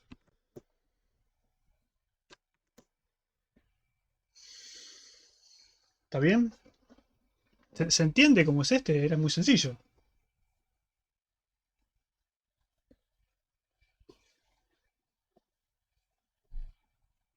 ¿Alguno se quedó con la duda? Yo lo hubiese hecho distinto. No hay una sola forma de resolverlo. Siempre y cuando no uses ni for, ni while, ni do, ¿no? Digamos, esa es la única condición. Y no podías, en este caso, no podías definir funciones auxiliares. ¿Sí? En algunos te dejan, en algunos no. En este no. ¿Sí? Perdón, yo tengo una duda ¿Sí? de ese ejercicio. Cuando llega a cantidad de números igual a 0, Sí. ¿no te devuelve 0? Sí. ¿Y la suma dónde queda? Y acá, lo que apuntaba a números más 0. ¿Qué? Números. Es el primer número del vector. Se me cortó justo, perdón. ¿Qué habías dicho? Que devuelve 0. Como devuelve 0, el primer elemento del vector, que sería el último, más 0 es ese número. Está bien. ¿Está bien? ¿O no estás convencido? Sí, está bien. ¿Seguro? Bueno. Pregunta boluda era. Acabo de No, caer. no sé si es una pregunta boluda, pero... ¿Qué más teníamos? Algoritmo de búsqueda binaria en un vector de enteros. Y escribo también la función iterativa. Ah, mira. Un algoritmo que imprime un string desde los extremos hacia el centro. Por ejemplo, para 1, 2, 3, 4, 5, 6 debería imprimirse 1, 6, 5, 3, 4. Pero este era fácil hacerlo con pilas. Buscamos algo más viejo. Primer parcial. A ver si hay alguno que valga la pena, pues son todos muy fáciles. ¿Qué es esto? ¿Yo escribí esto? Bueno, no. Escribo la función recursiva invertir de a pares, sin usar while, for ni do, que recibe un string e invierta la posición de los caracteres de a pares en secuencia. Por ejemplo, invertir de a pares de 1, 2, 3, debería dar 1, 2, 3. ¿Este parcial lo dice que está grabado? Bueno, después vayan a verlo. Todos estaban más copados, sí. Pasa que no los vuelvo a tomar porque no, ya los tomé, entonces vuelvo a pensar otros. Pero se entiende cuál es la idea. La idea es tomar de a 2 en 2 e ir invirtiendo. 1, termina siendo 1. AB termina siendo BA. CD termina siendo DC. ¿Sí? Era esa la idea. Pero bueno, ya ese es el que está hecho. Hagamos otro. ¿Qué más tenemos? Alguno que no hayamos hecho en cámara. Creo que casi todos los resolvimos en clase, pero...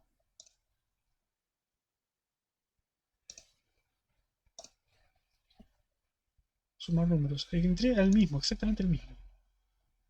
Segundo recuperatorio, primer recuperatorio.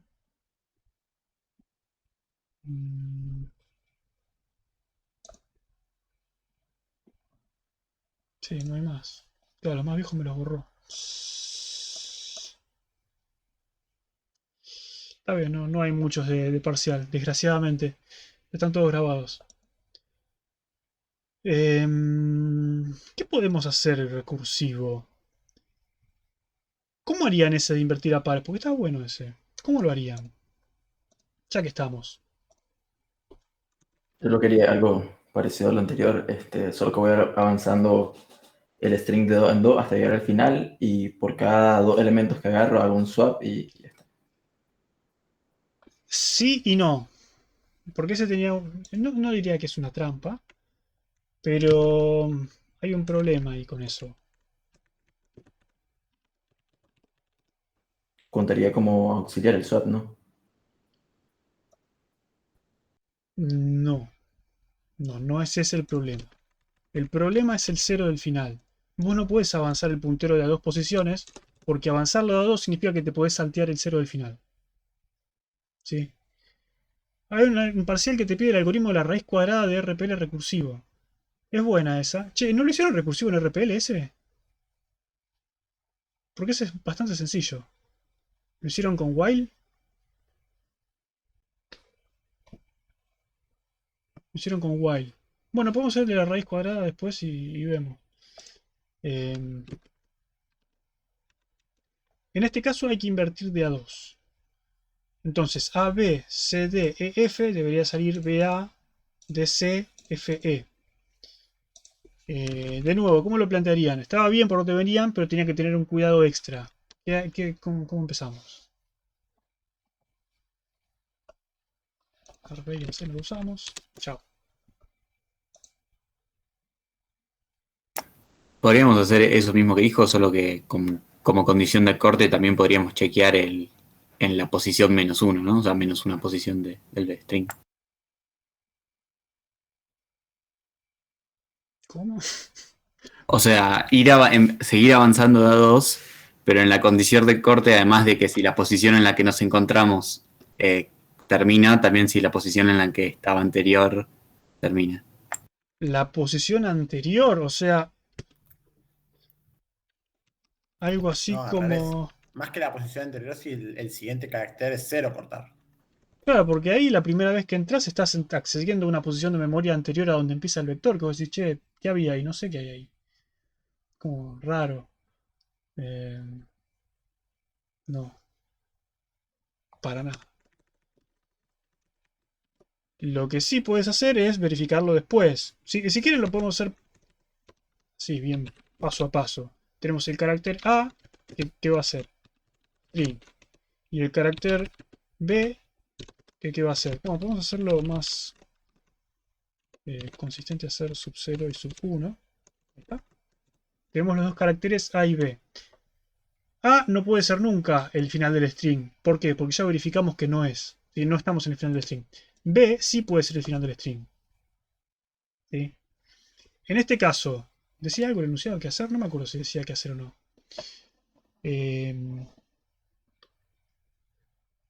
¿Qué problema hay con esto? Supongamos lo siguiente. Supongamos que si invertir de pares se encuentra con algo así, la salida debería ser, porque no me acuerdo qué pusimos ahí, no tengo ganas de volver, debería ser BA de C. ¿Sí? ¿Por qué? Porque E no tenía par, entonces... Supongamos que la salida tiene que ser esa. Podemos hacer algo así y decir if... No, la salida tenía que ser con E al final. O sea, E no se movía. ¿Tenía que ser así? Bueno, pero hagámoslo así primero y después hagamos la otra versión. ¿Está bien si yo hago esto y después lo que hago es imprimir así?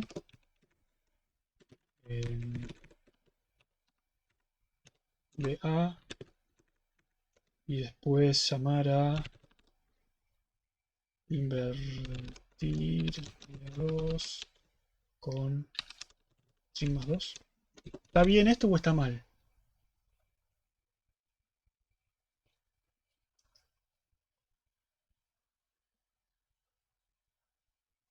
Y si hay palabras con un número impar de letras, es lo que estamos diciendo acá. 1, 2, 3, 4, 5. ¿Sí? Vemos, salen 4. Descartamos la última. La pregunta no es esa, la pregunta es si está bien lo que estamos haciendo acá, lo que les propuse yo. No, esto es mostrarlo, no modificarlo. No me acuerdo qué decía el enunciado. Quizás el enunciado era invertirlo, no importa. Mostrémoslo nada más. Que en realidad no nos cambia mucho en este caso. No nos cambia nada, de hecho, porque en vez de hacer el printf, hacemos string sub 0 igual b, string sub 1 igual a, digamos. No cambia nada. Y cambiaría esta línea nada más. La lógica general es la misma. ¿Creen que sí que esto está bien o creen que sí que esto está mal?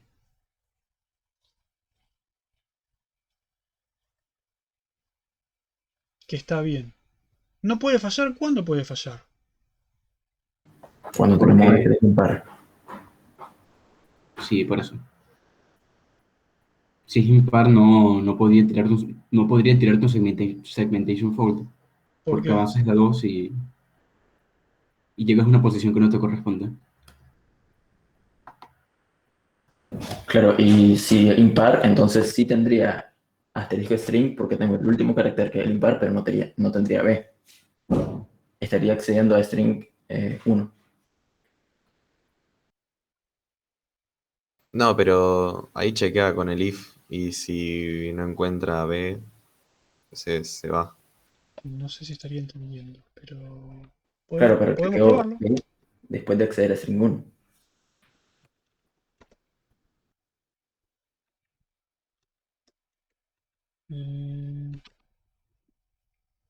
Aunque ahora que lo veo, creo que string 1 sería 0, ¿no? No, pero está bien, ¿eh? Va a imprimir el índice 1, el índice 0, después va a sumar 2. Va a imprimir el índice 3 y el 2, y cuando le sume 2 va a encontrar que el índice 5 es 0 y no va a imprimir nada. Bueno, funciona. Ah, che, no estoy mostrando esto, ¿no? Ah, sí, esto. Bueno, eso. No se ve. Que básicamente lo corremos y funciona. Y si lo corremos con Bygreen, seguramente está todo bien. Me dice que no hay errores ni nada. ¿Sí? O sea, está bien. Pero está bueno que me digan que no funciona porque está bueno para ver qué es lo que piensan que funciona y que no. Sí, decime. Sí, en la captura de pantalla la parte de izquierda de la terminal no se ve, entonces como que se ve un poco cortado. Ahí está. Ahí va. Gracias. Se corta ahí. ¿Está? Aquí está. Vea DC. Sale, digamos, correctamente. Pero ¿por qué no hay problema en hacer esto? El segmentation fault que decían que no sé de dónde puede salir. El tema es el siguiente. Yo sé que como les dije antes, no pueden avanzar de 2 en 2 sin tener cuidado. Pero el cuidado está acá. ¿Cuál es el cuidado? Está de, che, yo entro acá, yo sé que este nunca puede ser, que fue lo primero que les dije. Esto siempre va a ser distinto de 0, ¿sí? Este no puede ser 0, nunca. Ahora, ¿puede darse la posibilidad de que este sea 0? Sí, Sí, sí, tiene un solo carácter. puede pasar. Entonces ya acá me fijo. Che, esto es 0, listo, terminá. Olvídate del carácter este que te sobra, que sería la E, y salí. ¿Sí? Yo podría decir también, no te olvides de ese carácter. Como me dijeron, la otra versión, ¿cuál sería? La otra versión es dejar ese carácter donde está. Imprimilo. Ahí. Ok, print. F. Después yo dije, la otra versión es una boludez. Ahora, cuando yo haga esto, yo ya sé que ni A ni B son 0. ¿Por qué? Porque llegué hasta acá. Entonces, ¿esta vez sumar a 2? Y sí, porque me estoy salteando los dos caracteres que yo ya sé que no es 0. ¿Sí? Ese era el cuidado que tenían que tener. Tener la precaución de decir, che, si van a pasar de 2 en 2, asegúrate que en el medio no te pierdas el 0. ¿Sí? Era simplemente esa la complicación de ese ejercicio, nada más.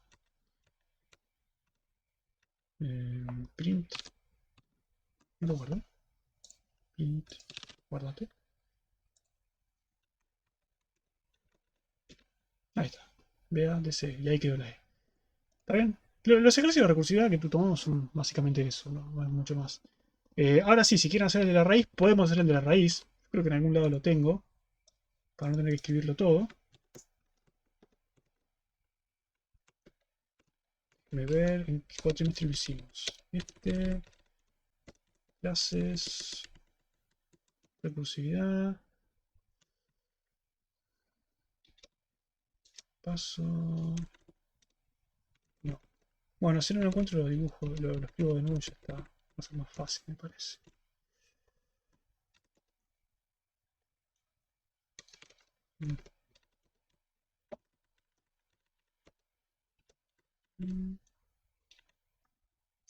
Escribámoslo.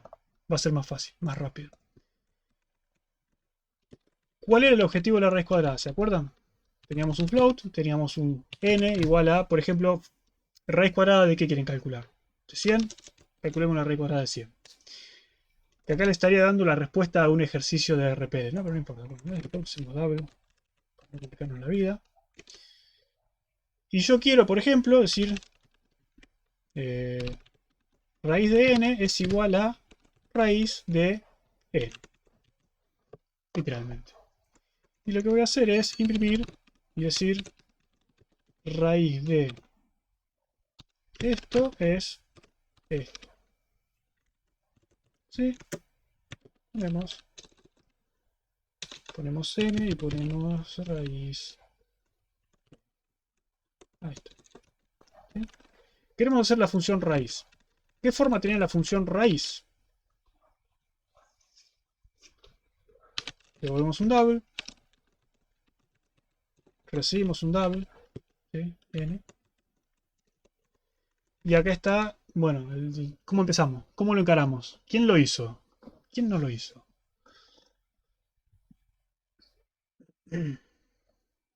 Yo, pero con while, no importa. No importa. Ahora ya sabes que recursividad e iteratividad son lo mismo. Lo hiciste, pero no entendiste mucho. Bueno, ahora lo vas a entender, quizás.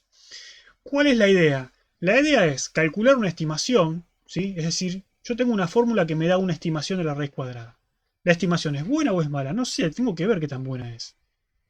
El segundo paso, ¿cuál es? Si mi estimación es mala, calculo una próxima estimación y vuelvo a hacer lo mismo. Si mi estimación es buena, ya está. Puedes dividir n por un número arbitrario, luego con verificar su cuadrado se aproxima lo suficiente a n. Bueno. Sí, más o menos.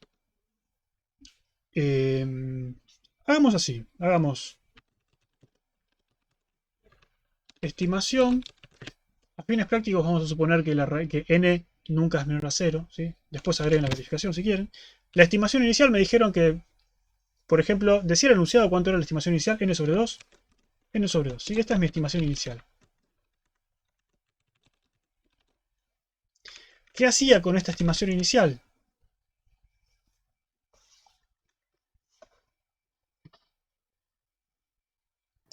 para el cuadrado de la estimación inicial menos el valor, para ver si es menor que el valor original. Momento. Quiero sacar esto. Ahí está. Ahí está. Comparas la estimación inicial al cuadrado con n. Sí, al cuadrado de la estimación le resto el valor inicial y después veo si eso me da menor que el valor inicial. Bien. ¿Cuál es el chiste acá? El chiste es decir, che, yo tengo una estimación de la raíz. ¿Cómo sé si la estimación es buena o mala? Si la estimación es buena, tu estimación al cuadrado tiene que ser igual al número original, ¿sí? ¿Por qué? Porque estabas buscando la raíz. ¿Está bien? Y eso es básicamente el chiste de acá. Entonces, ¿cómo verificamos esa estimación? Con esa cuentita hacemos estimación inicial por estimación inicial tiene que ser, de alguna forma, tiene que estar cerca del número original, ¿sí? ¿Cómo verifico que está cerca? Y porque la diferencia entre los dos tiene que ser chiquita. Si están cerca, si son el mismo número, digamos, si el resto me da 0, ¿sí? Entonces, y acá es donde tenían que tener cuidado. Y hagamos otra variable para... La estimación al cuadrado es esto, ¿sí? Acá es donde tenía que tener cuidado. No, fabs no se puede usar. La diferencia entre la estimación y el original, ¿cuánto es? Es E2 menos N. ¿Sí? Es la estimación al cuadrado menos N. ¿Y por qué no lo dice nunca? Es que no lo podemos hacer porque no linkeamos con LM. Entonces, si no tenés la biblioteca matemática, no debería compilar. No sé si Abril le agregó el flag. Quizás Abril se lo agregó. Lo compiló bien, entonces se lo agregó. Pero aparte del chiste del ejercicio era que se dieran cuenta de esto, ¿sí? ¿Por qué? Porque la diferencia puede ser positiva o negativa. Entonces yo lo que necesito es el valor absoluto de esto. ¿Y el valor absoluto de esto cuánto es? Bueno, muy sencillo. Tengo el absoluto de double n. Hagamos las cosas a la que te criaste. Es n mayor que 0, devuelve n, y si no, devuelve menos n. ¿Sí? Listo. Básicamente es eso. Y ahora con esta diferencia, ¿qué decíamos? Decimos si la diferencia es menor o igual a cierto epsilon, decimos que, digamos, me sirve, ¿sí? Entonces devuelvo que la raíz es la estimación inicial. ¿Está bien? ¿Epsilon cuánto vale? No sé cuánto había puesto. Epsilon que sea 0.00001. 0. ¿Sí? Ok, y si no me sirve la estimación inicial, ¿qué hago?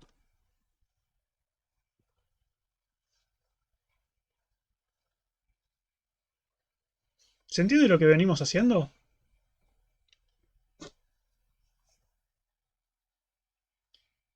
Seguir calculando. Así.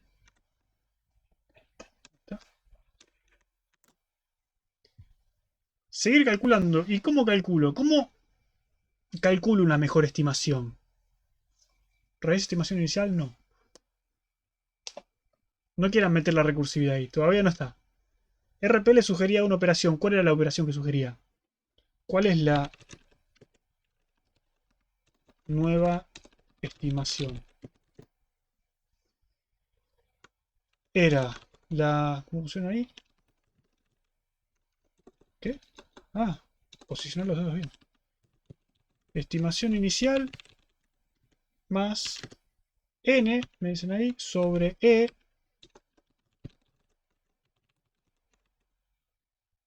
dividido 2.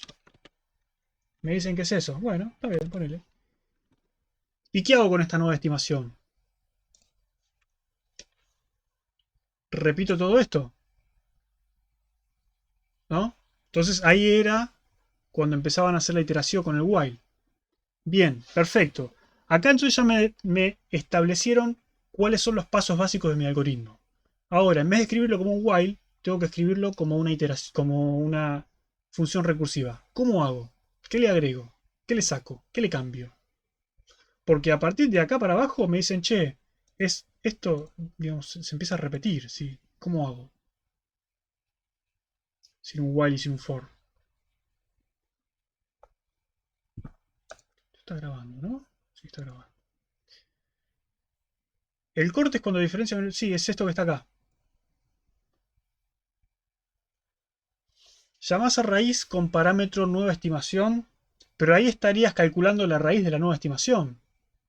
Vos no querés la raíz de la nueva estimación, vos querés la raíz de n. No es lo mismo. Usas un while, no. No sé si me están cargando o no, pero no. Yo haría una función que sería raíz rec de recurrente. ¿Que reciba qué? Y ahí que reciba la nueva estimación. Necesitamos las dos cosas. Si no tenemos n, no podemos calcular la diferencia con el número original, ¿sí? Entonces, básicamente lo que tenemos que hacer es hacer esto, pero ahí. Es decir, e cuadrado, ¿qué es? Es la estimación al cuadrado. No hay mucho que hacer. Diferencia. La diferencia va a ser e cuadrado menos n. Si la diferencia es menor que epsilon, listo, devolvemos la diferencia. Devolvemos la estimación, ¿sí? Es la que nos sirve. Si no, calculamos una nueva estimación. Calculamos una nueva e. Que la nueva e era esta forma.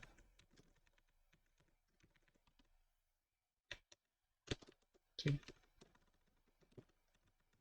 Así. Si hacemos más chiquita la fórmula y se parece a lo enunciado, ahí está. Y si le ponemos un igual va a funcionar mucho mejor. Ahí está. Bien.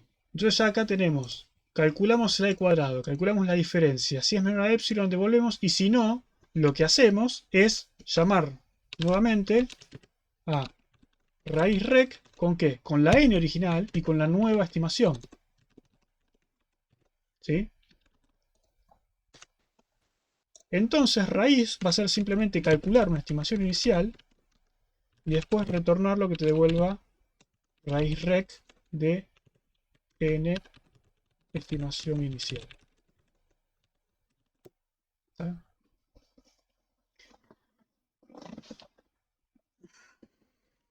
¿Está bien? Una pregunta. Ujú. Ahí el valor absoluto no estaría de más, porque cuando yo lo estaba resolviendo, me puse a pensar que, bueno, si no tengo el valor absoluto y la diferencia me llega a dar negativo, igualmente me va a dar menor que epsilon. Entonces el algoritmo como que se protege a sí mismo y me retorna directamente. No. Para nada. Porque ¿cuál es el problema ahí? El problema está que te dé mal la diferencia en el primer paso, por ejemplo. ¿Sí? Vos calculás, no sé, a ver, ¿qué podemos tener? Por ejemplo, decimos la estimación inicial es 0. Estábamos calculando n igual 100 y tenemos la estimación inicial que era 0, por algún motivo, para exagerar. Entonces la diferencia, ¿cuánto nos va a dar? Nos va a dar 0 al cuadrado, que es 0, menos 100. La diferencia me va a dar menos 100. ¿Menos 100 es menor que 0,001? Sí. Pero, digamos, 0 está muy lejos de la raíz que buscamos. No es una estimación buena. Yo lo que quiero ver es que la diferencia entre esas dos cosas sea chica. No que simplemente me dé menor a epsilon. No sé si se entiende. Ya, perfecto. Mientras que es menor valor de precisión o... No se complique. Sí, digamos, en vez de hacer esto, podrían haberlo calculado y decir, che, si diferencia es mayor a 0, me fijo así, y si es menor a 0, le cambio el signo, que es lo mismo que hacer el absoluto. ¿Sí? Pero ¿qué es más legible? Decir, che, yo busco el valor absoluto, o poner todo ese cacho de código extra, che, ¿y esta condición de corte por qué está así?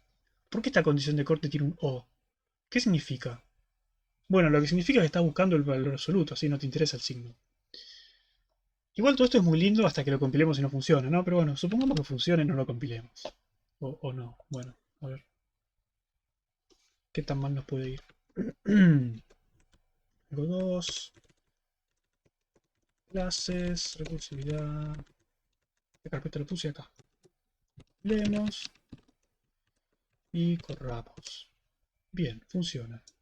Para que la pantalla es esta. Ahí está. Bien, funciona. Fuimos afortunados. Probemos si funciona con, no sé, otros números. Supongamos que sí. Y probemos con números peores, por ejemplo. No sé cuánto es la raíz de eso, pero suponemos que funciona. Alguno con la calculadora me sabrá decir que sí. Suponemos que esto por esto es eso. Y sí.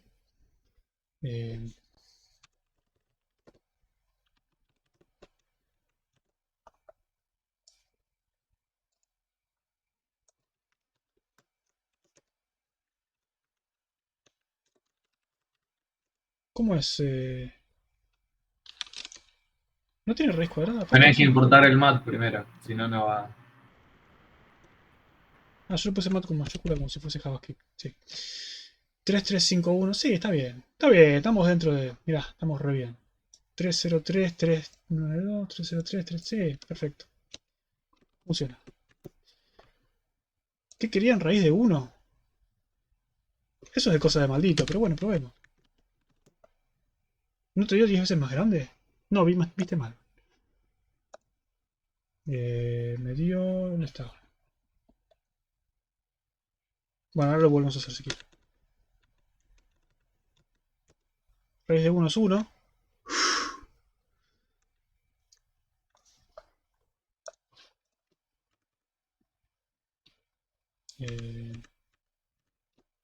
Ups.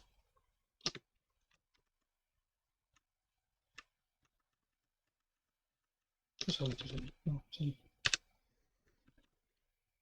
¿Esto qué es? No, este es otro.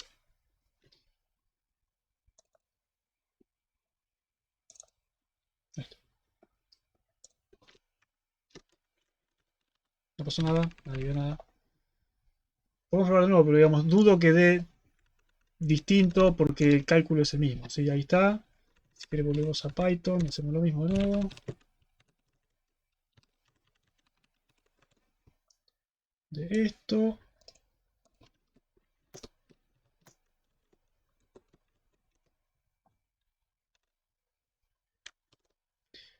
Tres, 3351. 3351, no, es lo mismo. Raíz de un negativo no creo que funcione.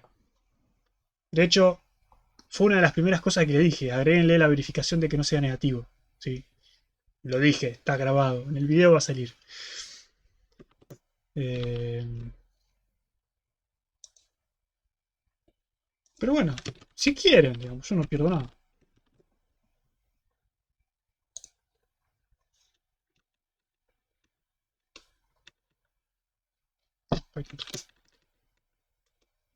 Ahí está. No sé si era lo que buscaban, pero básicamente es eso.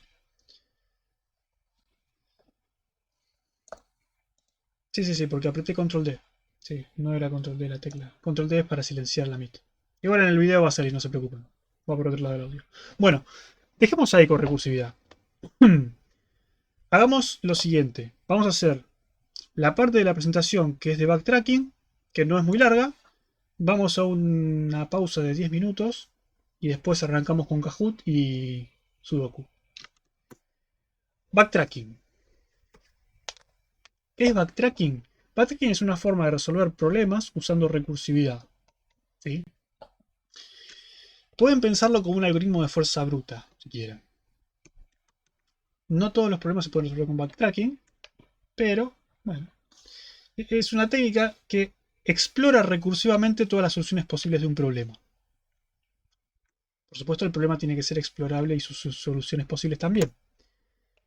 Esto es un problema genérico, ¿sí? Tengo un problema que en cada paso del problema puedo tomar dos decisiones. Puedo hacer A o puedo hacer B, ¿sí?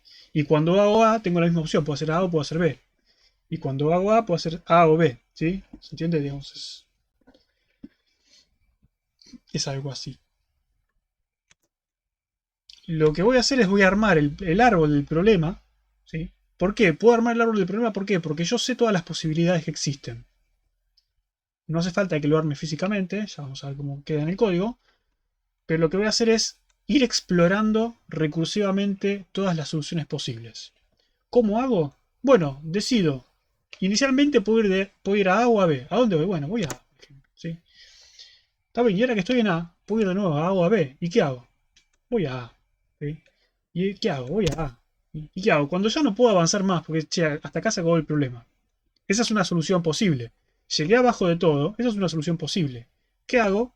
Vuelvo para atrás a la solución anterior y sigo explorando las soluciones que no exploré todavía. Entonces vuelvo para atrás y exploro el lado de B. ¿Sí?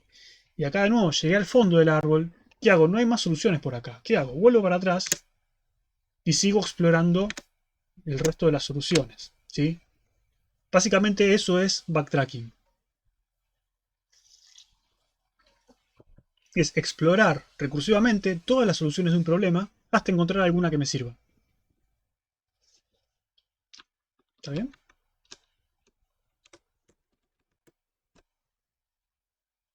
¿Alguna duda con esto? Es muy sencillo, pero por más sencillo que sea, es la primera vez que lo vean.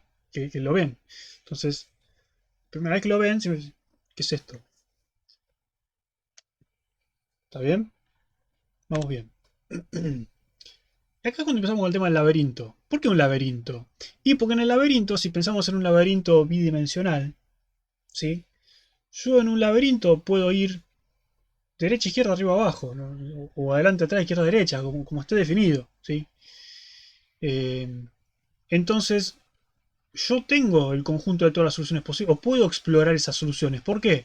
Porque puedo avanzar y a partir de ese nuevo punto puedo decir cuáles son mis próximas posibilidades. Y tus posibilidades son seguir avanzando, ir a la izquierda y a la derecha. Y cada uno de esos pasos yo puedo seguir viendo por dónde continuar resolviendo mi problema. ¿Sí? O como en un juego de ajedrez, por ejemplo. Mira, en un juego de ajedrez vos tenés el punto inicial, que es el tablero en estado inicial. ¿Y qué decisiones puedes tomar? Y puedo mover un peón, puedo mover... Bueno, inicialmente el peón, el caballo, no hay muchas cosas, pero... en cada paso, en cada turno que me toca a mí, yo puedo mover una pieza de las que tengo disponibles. Entonces, esas posibilidades que yo tengo son las que vamos a estar explorando. ¿Qué pasa si yo muevo este peón? ¿Qué pasa si hubiese movido el otro? ¿Qué pasa si muevo el caballo? ¿Qué pasa si...? ¿Sí? Entonces, cada una de esas posibilidades yo las puedo ir explorando en código y ver qué es lo que me conviene hacer. ¿Hacer un ajedrez es un quilombo? No necesariamente. Digamos, solo por backtracking no es tan complicado. El problema es que va a ser una basura esa solución. Porque explorar todas las posibilidades del ajedrez va a tardar muchísimo. Muchísimo. Obviamente que hay mejoras del algoritmo, ¿no? Este es el algoritmo, como les dije, esto es fuerza bruta. Esto es, fíjate todas las soluciones posibles y quédate con una que te sirva. Obviamente, si son muchísimas las posibilidades, tipo un juego tipo Go, que dicen, che, hay un montón de posibilidades. O están programando una inteligencia artificial que juegue al StarCraft, por ejemplo. Dice, che, y el StarCraft tenés muchísimas más soluciones posibles. Tenés una infinidad de movimientos ahí que vos decís, che, ¿cómo hacemos? Bueno, quizás el backtracking no sea lo mejor. ¿Sí? Busca otra solución. Backtracking no, porque tenés muchísimo para explorar y en algún momento tenés que cortar. Sobre todo en StarCraft, que es en tiempo real, es imposible. No te puedes tomar tu tiempo para pensarlo. Pero bueno, básicamente esa es la idea. Si yo voy explorando el árbol de las posibles soluciones. ¿Fuerza adulta no era para crear contraseñas? Una de las posibilidades. ¿Sí? Voy explorando las distintas soluciones recursivamente y me voy explorando hasta que encuentre una que me sirva. ¿Sí? Por ejemplo, en el laberinto, ¿cómo se ve esto? El laberinto, yo entro, por ejemplo, por acá. Creo que entraba por acá. ¿Sí? Entro por acá y ¿qué voy a hacer? Y mi algoritmo dice voy a avanzar. ¿Y hasta cuándo avanzás? Hasta que me choque con una pared. ¿Sí? No sé, acá este tipo empezó a recorrer y de casualidad no se chocó con nada y ahí se chocó con una pared. ¿Qué hace? Mi algoritmo de backtracking lo que me va a decir es volver para atrás hasta donde te haya quedado una solución sin explorar. Si yo vuelvo para atrás, yo veo que acá tomé la decisión de podía ir a la izquierda o a la derecha, ¿sí? Yo venía para acá, ¿sí? Podía doblar para un lado o para el otro. Y yo tomé una decisión, pero tenía otras soluciones por explorar. Entonces, ¿qué hago? Vuelvo hacia atrás, ahí está la parte de backtracking, ¿sí? Retrocedo sobre mis pasos y exploro la otra solución, ¿sí? ¿Y qué hago? Hago lo mismo. Sigo explorando hasta que no pueda.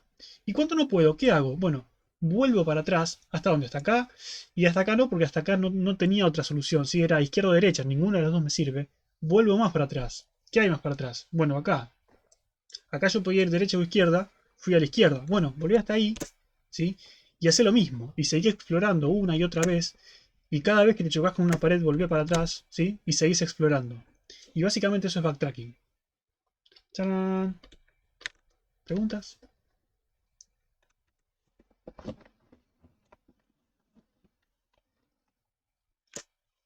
¿Inquietudes? Porque ahora vamos a ir a... Bueno, ahora no, pero, digamos, después del recreo vamos a, con backtracking, resolver el sudoku.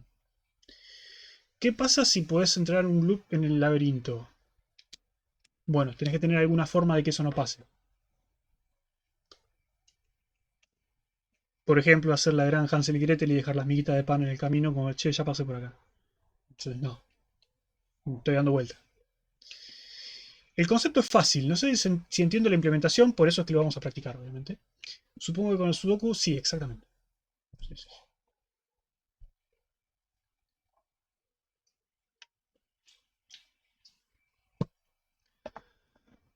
Bueno.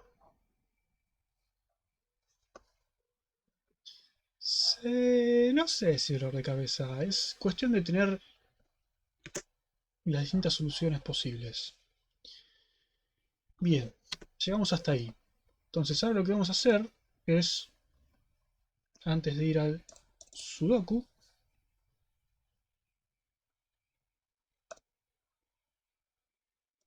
resolver, presentación, resolver clase. Tengo que fijar que esto están vacíos, sí, no los voy a mostrar por ahora.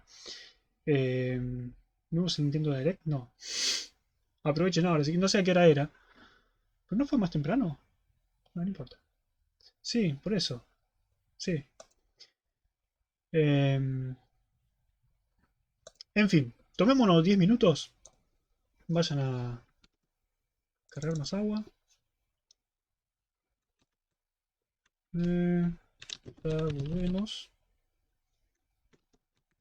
Esperen que tendría que cambiar.